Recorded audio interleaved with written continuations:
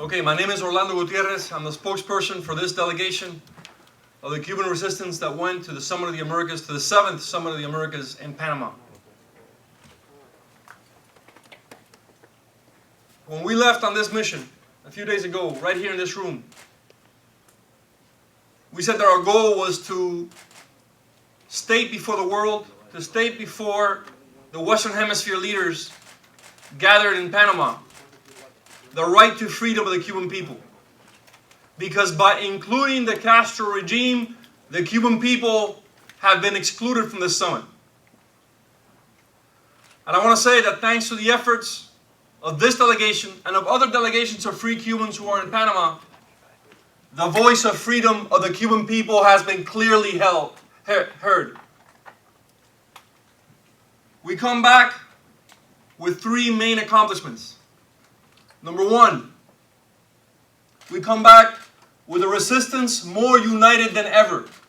In Panama, all the major Cuban democratic organizations of the resistance came together under the Agreement for Democracy in Cuba, and we met together in a hotel in Panama City and come back with a very clear roadmap for democracy in Cuba.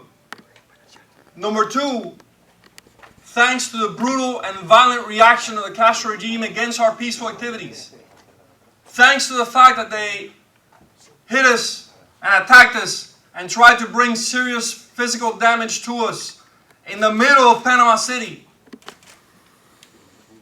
the entire world saw what this regime is like. And the last 48 hours, we've spent non-stop talking to media from all over the world. We have had an opportunity, a platform to speak about the plight of the Cuban people like never before. And this thanks to our non-violent resistance and to the brutal reaction of the Castro regime.